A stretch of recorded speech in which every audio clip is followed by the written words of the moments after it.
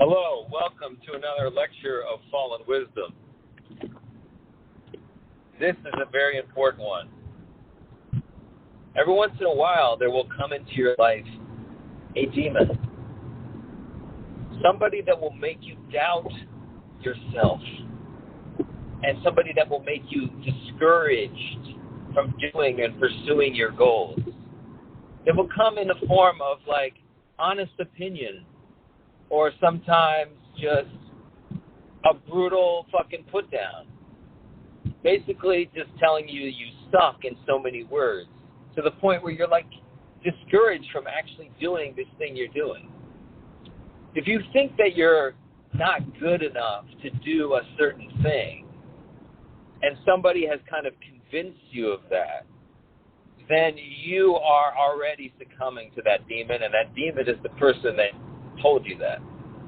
Because there's just no way that you can't surpass even the greatest genius in your field starting today, in the next couple of days, if you just apply your brain. What we see as greatness in the artistic field is literally 5 minutes of intense thinking, of intense focus, that people ride their whole entire billowing, non-conscious mind on. They just park it on that, and they milk it for all of existence. Okay, so you want to talk about all these great artists, they have these great songs, but then they let themselves go. If you want to be if you want to keep your body alive and you want to keep your mind alive, you have to be producing great art all the time. You have to be producing something that is great, that people will be like, wow, that's fucking awesome. And it's not something that you should think oh shit, I gotta do that, oh fuck. No, it's something you're yeah, that's great. That's what life is about. Life is about creating great things and getting excited about it and doing it. And if you think that life isn't about that, then yeah, life is fucking boring. Because otherwise it is. And so, of course, you can kind of convince yourself, if you're just kind of living your life as though you're in a waiting room, waiting for something to happen to you, killing time, just using entertainment to fucking use up time like you would in a fucking prison cell. You're living your life in a prison cell, walking around. What is that prison cell? That prison cell is your thought matrix. It's what's going on in your fucking head. It's forms a prison around you. It's in a prison of anxiety. It's just as powerful as any prison of bars. It's even worse. If you just had a prison of bars, you'll see how all those anxieties kind of go away, and the bars become the only thing that matters. Remember that. When you're in a real prison, in the metal, you cannot get out of. Your body is in there. Nothing matters except the fucking bars, right? You got to get beyond those bars. Then you can think about all the other things that you have anxiety about. But until you get out of this fucking cage, you're trapped, and you can't do anything. And that is what your aimless mind is. It's a bloody cage. It's a cage that keeps you constantly feeling like you just got to wait. You just got to wait for this cage to open. You got to wait that somebody will come and open the door. And sometimes a chick will come along. A cute girl. Cute guy, I don't know. Whatever sexual persuasion you have. A cute opposite of somebody somebody you want to fuck. Okay, let's put it like that. Somebody will come in and disrupt your whole flow. I mean, that's just part of the mating rituals to get you to notice her. But in the meantime, there's all these other things they like to do. They like to sow doubt in yourself, so they can gain kind of the upper hand. You can put them on a pedestal, and there's a power relationship there. It's a submissive versus dominant power struggle. And that can kind of fuck with your head a little bit and send you into spirals of self-doubt. And that's just another form of letting your prison mind contain you. Anytime you have any kind of self-doubt, it is part of this, that there's no one to blame for. You can't say, oh, they did this to us. Nothing's been done to us. This is just how we've kind of just floated here as a species, given all that we're able to do while we're able to ruminate. The automatic pilot going on, we can sit there and like our minds can just dream away. And people are just living inside their dreams, their waking dreams. But there's dreams nonetheless. If you're thinking without intentionally thinking, they say you're daydreaming. It really is a form of dreaming. You are in a dream. You are in a dream that you believe that there are certain realities going on in that dream. They are not realities. And the minute you wake up, you'll be so relieved that this stupid dream you've been dreaming is just a fucking dream. And you're like, oh, well, are you saying I won't have any of these problems? It's like, no. It's just that your problems aren't solved by dreaming. Your problems are solved by just tackling them head on when they come to you. Remember, next steps. Your problems are basically a series of steps, and you just have to know the next one you're going to take when the time comes. And then you're done thinking about that fucking problem. So all this stuff about self-doubt, where does that help you? Where does that get you?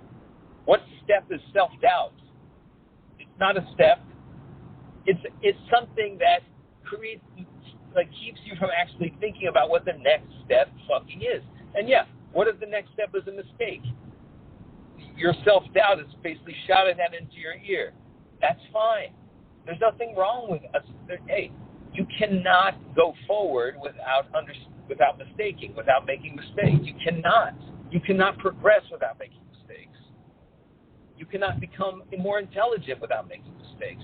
Those who carefully craft their lives around being perfect and not making any mistakes, they lose a lot of knowledge. They lose a lot of wisdom. Those that just go crazy and are reckless and make a lot of mistakes and aren't focused and aren't careful, they have their own problems. So there's a medium in between.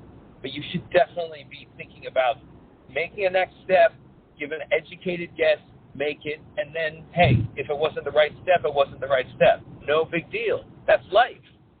Okay, where's the anxiety? It's like, oh, I don't know if I can handle that when that happens. Oh no, I'm scared of this. I'm scared of that. It's just like, what's your next step, bro? Figure it out, and then just stop thinking, because your mind needs to be empty, man. If you really want to take in this world, if you really want to live in a world where you're actually living in it instead of just fucking passing through and waiting, looking on your fucking phone while it passes you by, watching TV, man.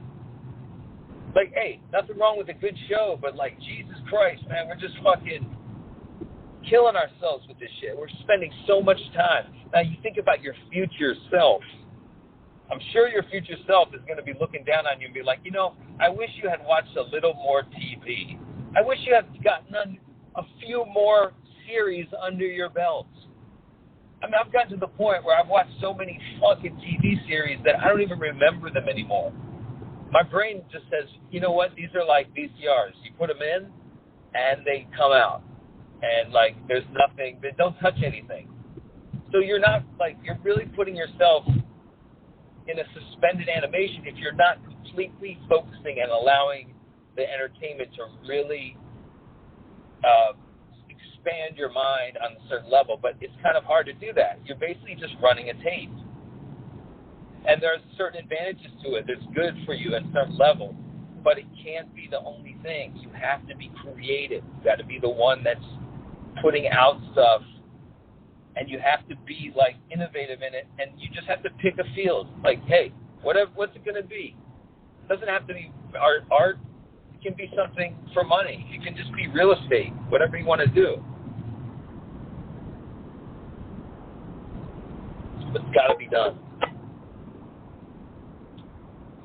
no getting around it. But it doesn't matter. This is not like a tough conversation where you're like, yeah, I really got to get going. I got to do it. It should be easy. Because guess what? You're going to be fucking awesome if you just fucking do it. Whatever it is. Eventually, in a fucking year, you'll be fucking killer. In a fucking couple weeks, you'll be killer. Now, what happens when, like, you get dumped? I mean, there's a lot of guys, they just lose their mind after they get dumped or something doesn't work with a woman. And that's a major source of a lot of people's anxiety. You know, what if she doesn't give me another chance? Many of you, I'm sure, have gotten to the point where you basically burned a bridge. You treated a chick like total shit. And then you fell in love and you're like, oh my God, I really love this woman, you know? And then but it's too late. And so she's just like, you know what? Nah, I'm done with you. Like, you fucked me up. Like, you left a bad taste. So I'm done. And I don't know if I could ever fucking fuck with you again. And it makes sense because you don't know what happened. As far as they know, you just basically punched them in the face.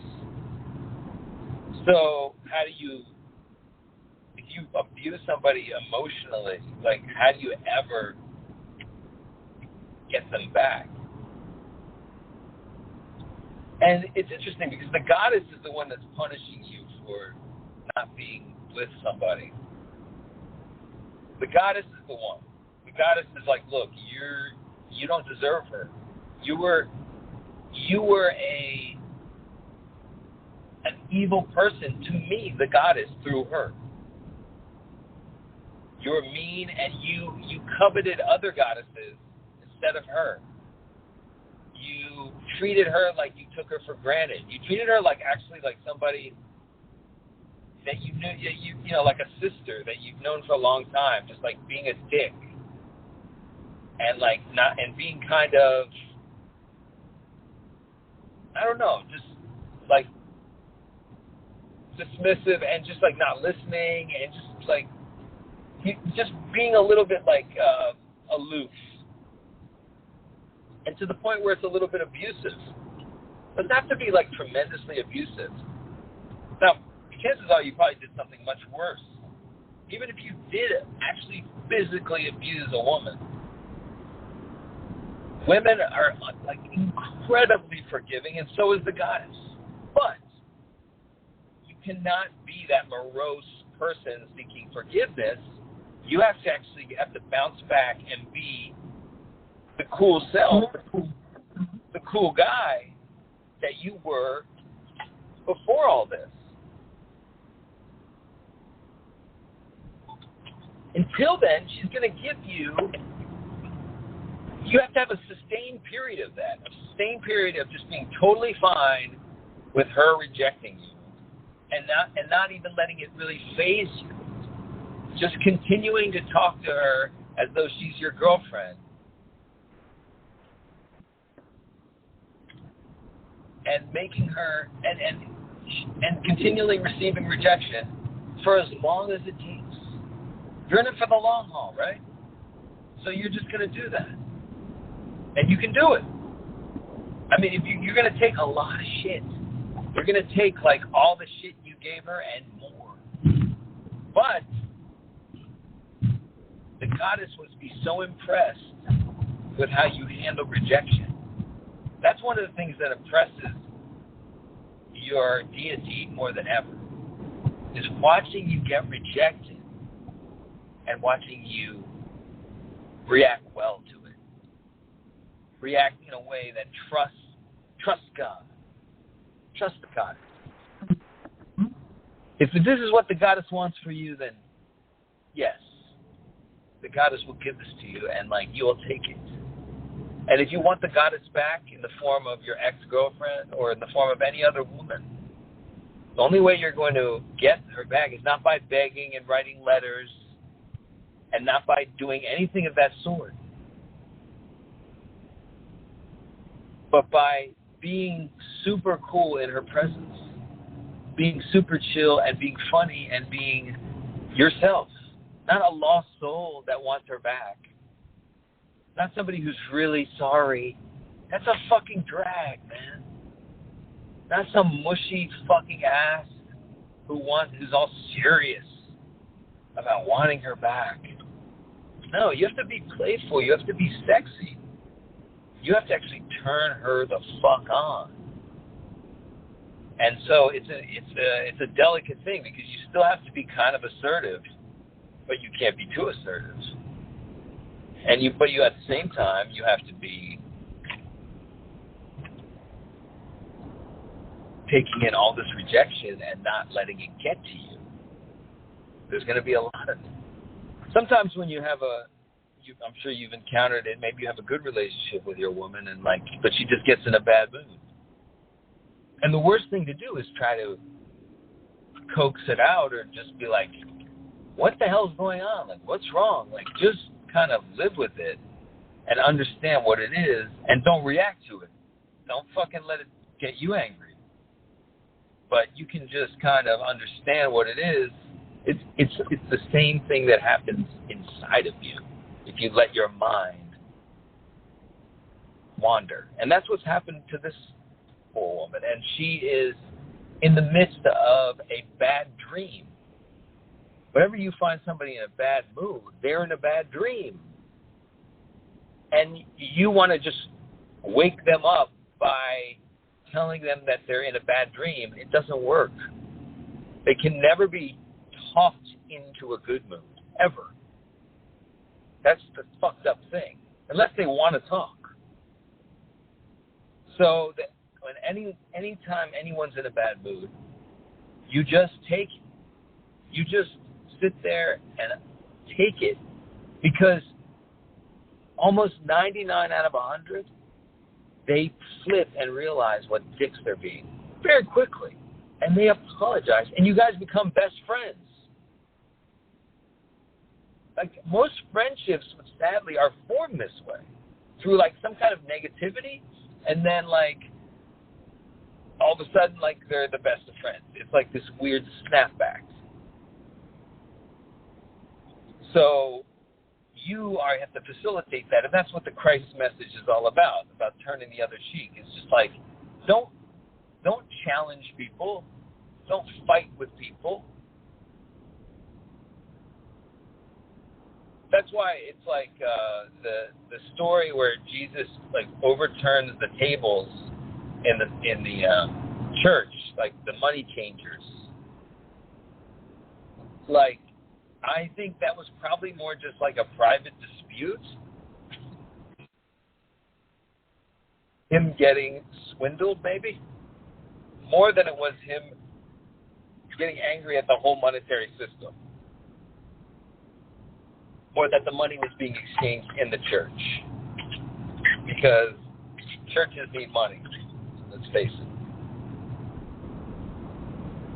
They're still taking in money today, so however mechanism they use, I don't think it's unholy in any way, and I don't think he thought that either. Okay? What's so interesting about the Jesus story is that it's a story of immortality. It's a story of a man who lives forever and still probably lives to this day. He just figured out how. And he was trying to tell everybody about everlasting life.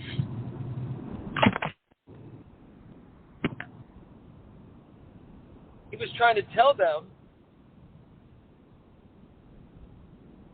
look, man, all you have to do is just let everything go. Stop using your mind. Use your eyes, use your ears. Your mind is a calculator. Stop running calculations through it unless you want to. Sorry, my phone. I have to do this hands-free on speaker while driving, so my phone keeps falling down off my steering wheel. Not that you needed to know that. But think about that. Like, you don't need it. I don't even remember what I was talking about. It'll come to me in a second. I'm channeling this shit. Yeah. Jesus. So this motherfucker, comes and he figures it out. That's why it was such a momentous event that he came. Everybody knew about the alpha.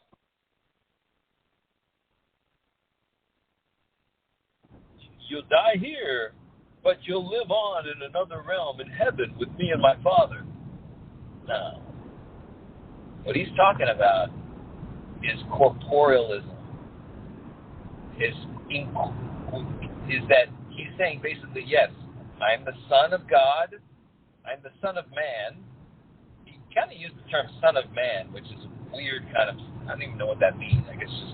I think it just means I'm a man who actually is now understanding my true God source.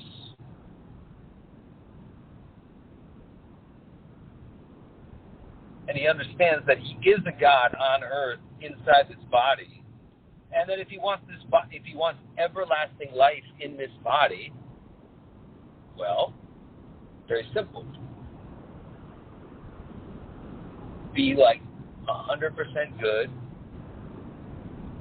Never do any kind of thing that you think is shady. That's what the whole Sermon on the Mount is. It's like, help other people. Don't be selfish. But at the same time, don't be overindulgent to the point where you're crippling somebody. It's very important to maintain a balance.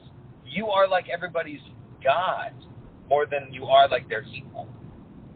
Because you realize you're a God, you're superior to the ones who don't. I mean, it's nothing like a higher, it's not like you're pulling right. It's just you are superior in the sense that you are responsible for them. Because they're stupid and you're smart. And so they become the children and you become the parent. So once you realize you're God, you have to be good. It's just that otherwise the universe gets very angry. And the goddess, which is basically like, you can think of her like a chick that is helping you out on top while you're in this virtual reality, giving you little signals and giving you power when you do the right thing to lead you through the game. So there is some, what they did was they implanted us here, and then they gave certain like admin powers to the higher beings who stayed up there. So like we're down here with a tether to the higher world. We're not here just like dropped into the physical world.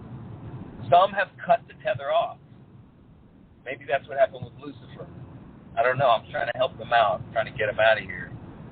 Help him to tether him back, because I got a message from Lucifer that he wants back into heaven. Yeah. He wants back in. So how do we get him back? That's the question. Because these Lucifer-like figures that come about, these kind of fascists, they're embodying him. They're embodying the spirit of rebellion. And there's something very seductive in it. Even rebelling against God. Now, initially, God rebelled against humans. God was not happy that Lucifer, and I think maybe other angels, conducted this experiment. The goddess saw all this pain and suffering and in this physical realm and found that there's too much. But she was finally understood that all this pain is just temporary. It's just a way of learning. It's just a way of coming to terms with this new medium, this new way of being a spiritual being in the physical world. Pain is temporary. There's no you don't live in agonizing fires of hell. Okay? You might burn in a fucking fire, and that sucks. But it's over at a certain point, and then you move into the parallel universe where you took a different path. And that's what everybody's how they're existing. Now, Jesus was he was communicating the physical body. The physical body does not need to die. And he showed that by escaping from the tomb that he was in. His body was gone. At least one of the Gospels. And when he was approached by his disciples, and one of them actually put their hand on his wound, in his wound, to see that it was actually the real Jesus, and it wasn't just some hallucination that they had taken after they had ingested some mushrooms.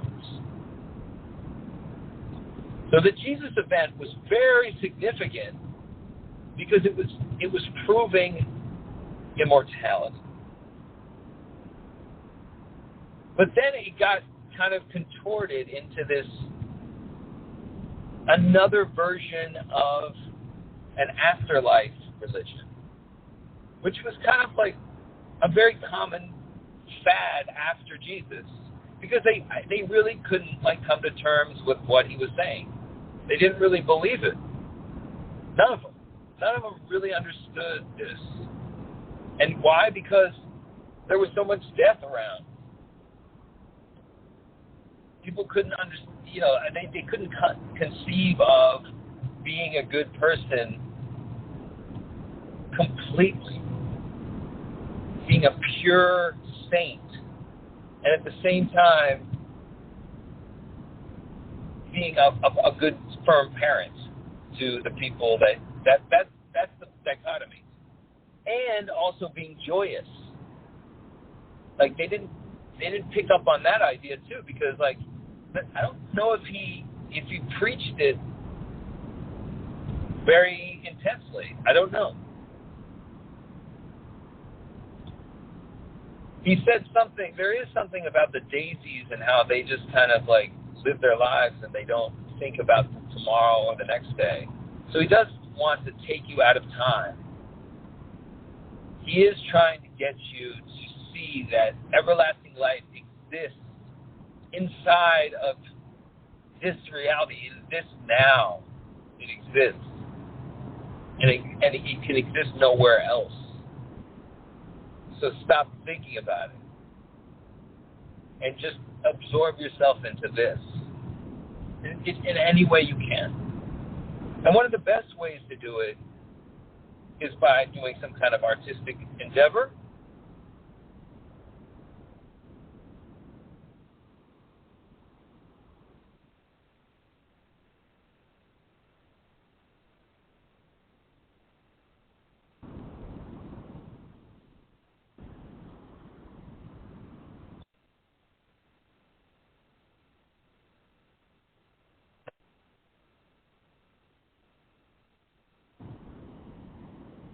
These are all the things that will occupy the night. Much daydreaming,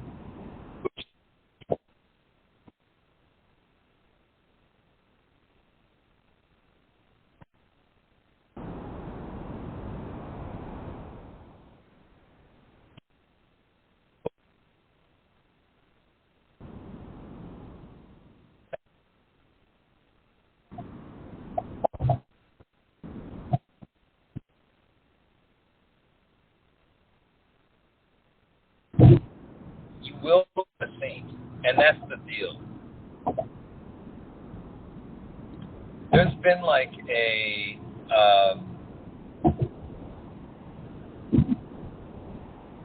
a long tradition of trying to come up with what it is to be a good person. They've tried to define that, Kant tried to define it as the categorical comparative. Basically, if you can't logically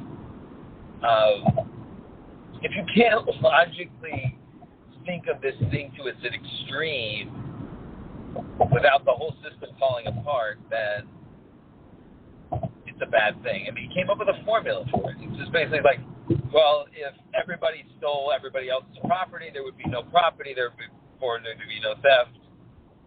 It's kind of this contradiction. And so therefore, stealing must be wrong.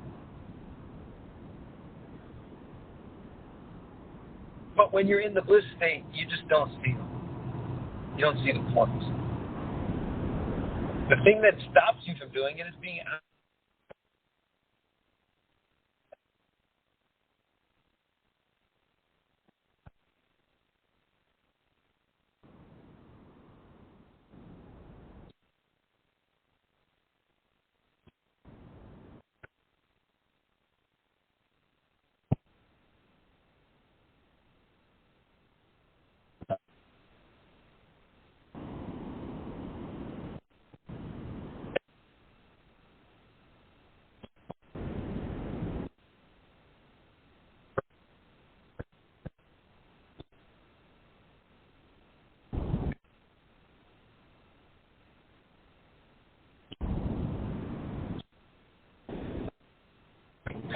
little neck.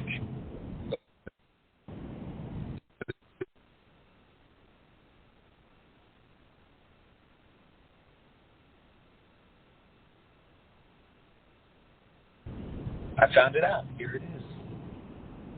And I came to that realization years and years and years ago. And I just kept telling it to people, and they're just like, yeah, whatever. Immortality, whatever. Like, they'll give me some petri dish, and they'll be like, well, they've shown that you can't replicate cells forever. Eventually they break down. That's scientifically shown. Again, sowing self-doubt, right? Sowing doubt about the idea that human beings can figure out a way to stay immortal. Isn't that the goal of medical science?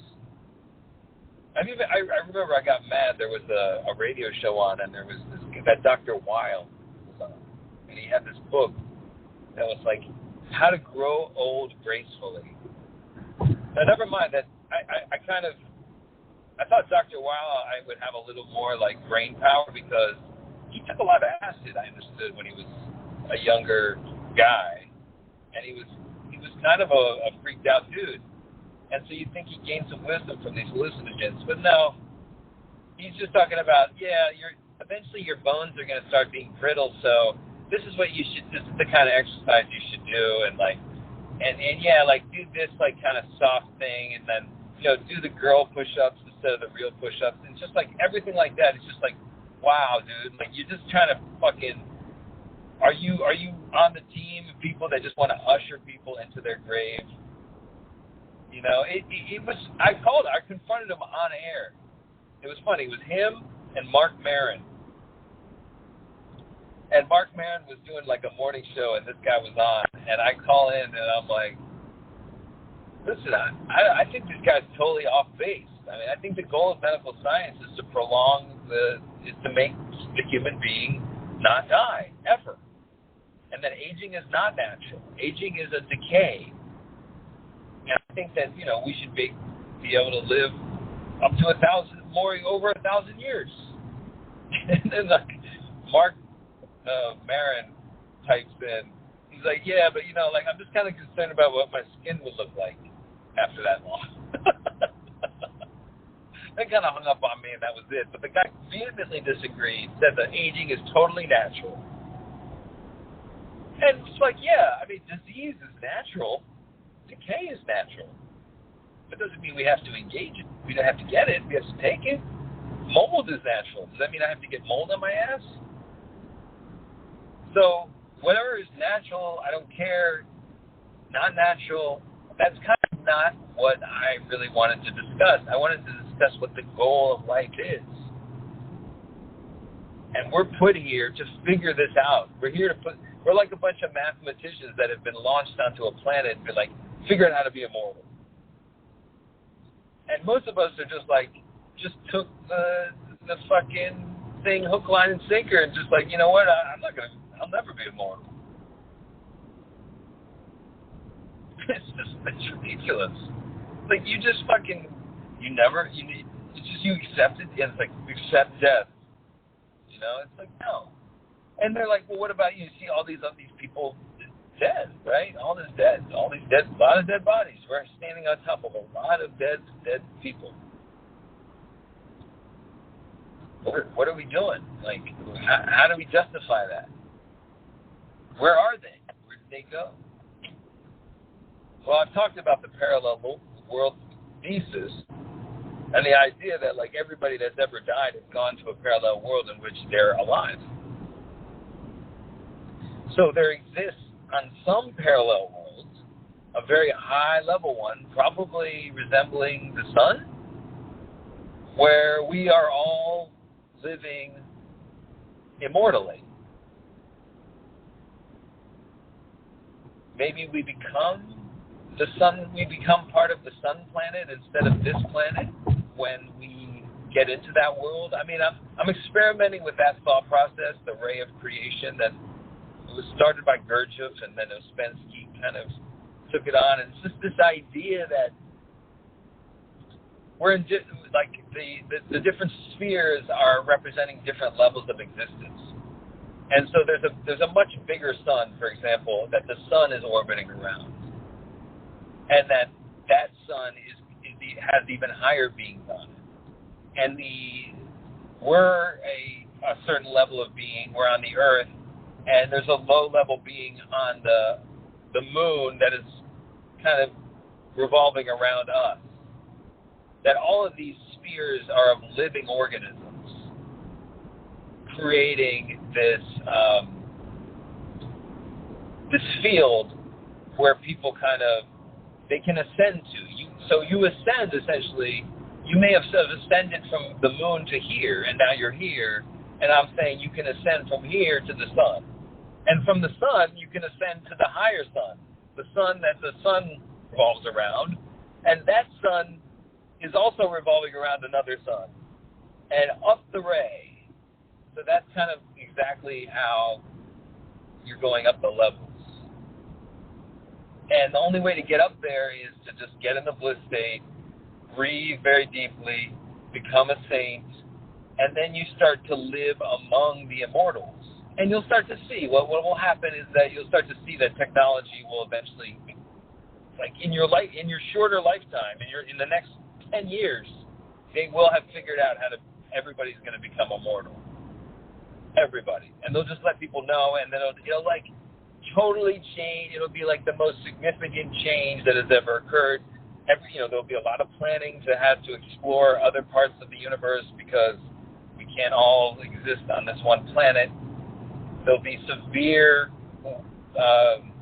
curbing of the population, of births. They will not want people to have births. So they're basically going to cut off births for a while until they can figure out the space travel. Think it from me, man. I've been to the future. That's what I was talking about in the last show. Like, I actually got a lot of information once I beamed myself into the future. So you just think about what the kind of stuff that they would have invented, and they did. And they figured that out. But how did they get people into the bliss state so that they're immortal? Yeah, they gave them a drug. They basically figured out a way to manufacture the bliss state in the drug. And we who have, and they call it the circle of serenity. We, the people who have actually had to accomplish the bliss state out of like tremendous anxiety, we believe there's a little bit of atrophy going on, and we don't believe that there might be some problems, but we have our doubts. But as of now, it's working. It's working okay.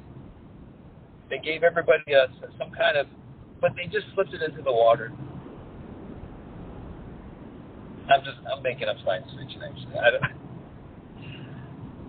I think if everybody is in a truly, truly bliss state, it won't be something artificial. I just don't know exactly how they got there. And it may have just been like completely normal means. And just through teaching the lectures of Fallen Wisdom, and starting in kindergarten, and just getting kids to stop using their mind when it's not letting their mind run when it's not on, inside their mind. So eventually you will arrive, obviously, with the rest of the world. Like, so you're like, oh, yeah, I'll be immortal, but what about all my loved ones? Like, they will come with you. You don't actually need to actually preach to them either. I think it's actually a mistake, too, because it starts to sound like a broken record. Just be, you can state your theory and then just kind of, like, leave it at that, but trying to talk about it more it's not useful. Like, I often annoy my wife about it. She's like, yeah, immortal.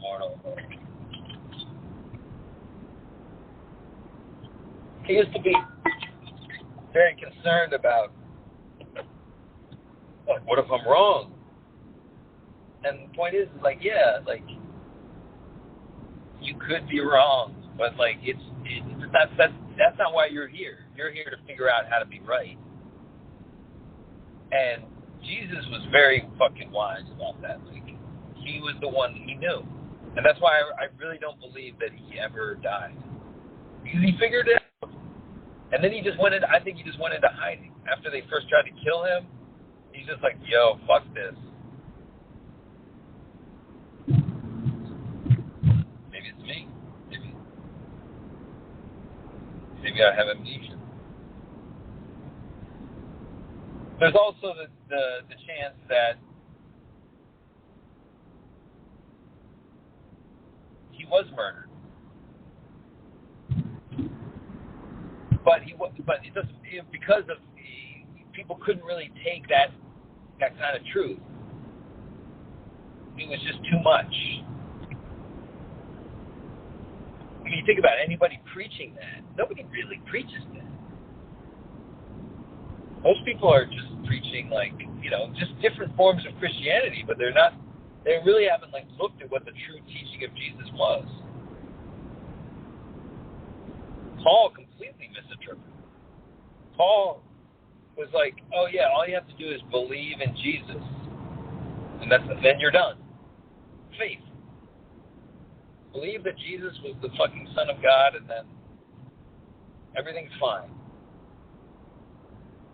I guess if it creates the bliss state in you to believe that, maybe that is, there's some kind of key there. Maybe that's all that needs to be done. I just don't think it works like that for most people.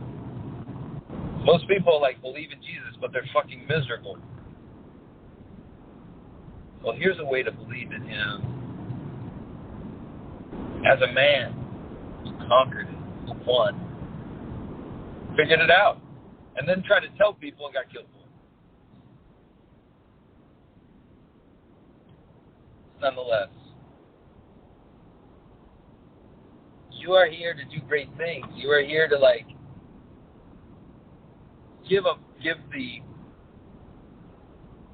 impress the goddess with your prowess. Impress the goddess with your sharpness, your great humor, your personality. It has to be, like, so compelling and fun. You can't be withdrawn. You have to be activated. You have to fucking talk to people. Don't just sit there at a table and just be like, whatever. Done. I'll talk to him. No, talk to him now. Talk to everybody. Don't be a wallflower. Show your charisma. So if you want to get somebody back that you hurt, you got to be fun. You got to be a good time. And if you want to be, monogamy, that's really the last thing I wanted to talk about is monogamy. It's tough for a man. I'm sure it's tough for a woman too, to some extent. I think some women, though, just kind of like, there's more of a natural fit there. They can kind of convince themselves, I think, a little easier than, like, a virile man who just sees all this, like, beauty around him and, like, wants to stick a dick in it. I just want you to because that can, that the being a man thing and like having to resist certain temptations and having to deny yourself of certain things that you feel that you're like have a lot of lust for, that creates some serious negativity inside of you, some serious like consternation from your molecules. If you really want to like bang some chick and you can't because you're married, because it just wouldn't be appropriate or whatever. Well, that creates a lot of like negative ripples in your mind, and like it sucks. It's not fun. And you have to understand, like, your lust is completely tied to your self-esteem. The more lust you have for a woman, the lower your self-esteem in that moment. That's all it is. It's amazing. So just treat it like that. Just like, why is your self-esteem low? Because you're not doing things that would impress you as the goddess, would impress the goddess. You're not doing impressive things. You're kind of just like getting yourself off, eating something. You're giving yourself pleasure at periodic moments, but you're not creating anything positive. You're getting shut down. You're getting put in a dormant state. And so the lust is there to get you out of it. The lust is there to show you, hey, guess what? You can have her. You can have all of them. Like, people are like, well, I'm just not naturally a monogamous person. Well, guess what? This is kind of a heavy thing, but bear with me here. If you become a great enough man, that monogamy thing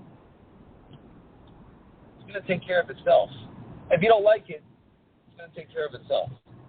If you don't want it, if you'd rather have polygamy, you can have it. But you have to be like such a saint for that one. That's the thing. That's what people don't get. Like, they get this image of like a porn star. That's not what it is, buddy. It's like a loving thing. It's like you have a threesome with like 2 chicks, 3 chicks who love you. It's not some lustful like porn. Okay, that shit is just ugly people do that shit.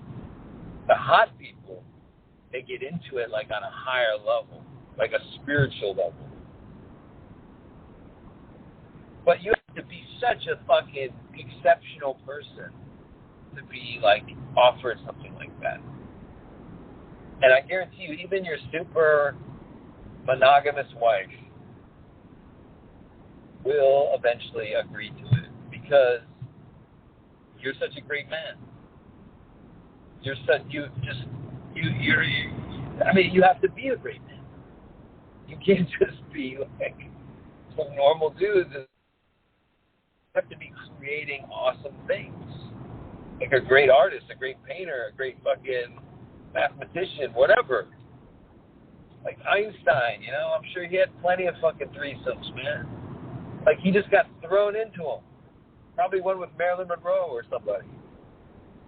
So this whole monogamy thing, like, yeah, it's like, it's kind of a drag. It's something that, like, it's the curse of, like, the middle class, like, ordinary man, for sure.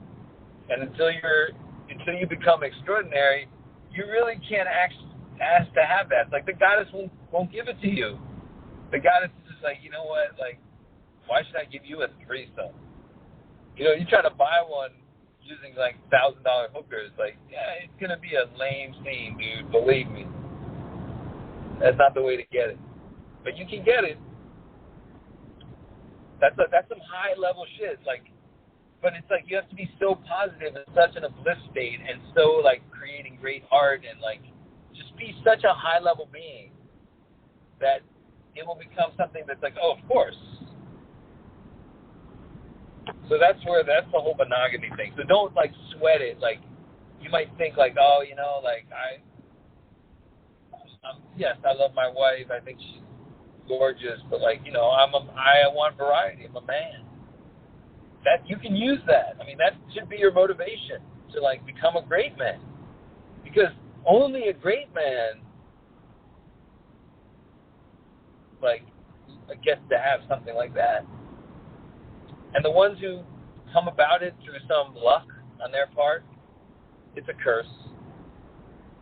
If you get that some kind of thing going like that,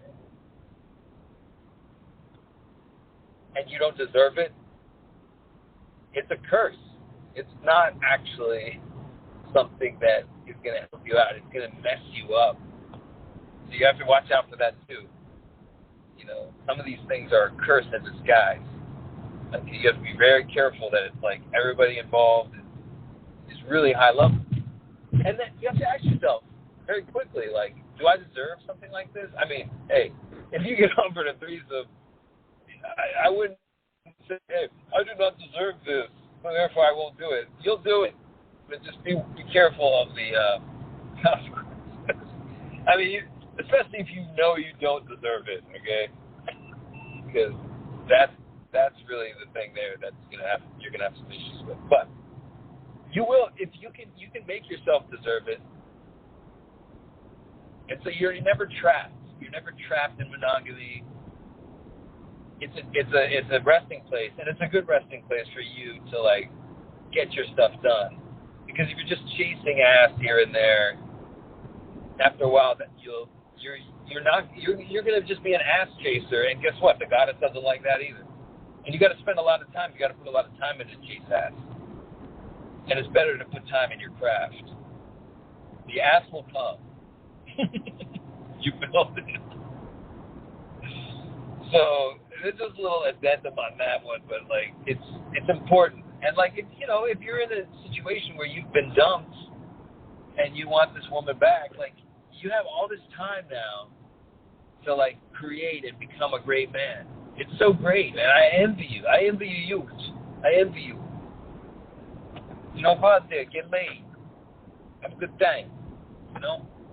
But I'm just saying, I envy people who like are single, and people are like single and they're like, oh, I just want a girlfriend. It's like nobody is happy where they are. And my point is like, look, like use each time that you have. Like if you have a long-term girlfriend, it gives you some good time because you can kind of like take your time and do stuff. You know, you have a loyal girl and she's just like, you know, she's not going to be fuck around, and you'll be able to just put your head down and like do some good stuff. If you're chasing around some bitch that's making your heart flutter, it's going to be tough.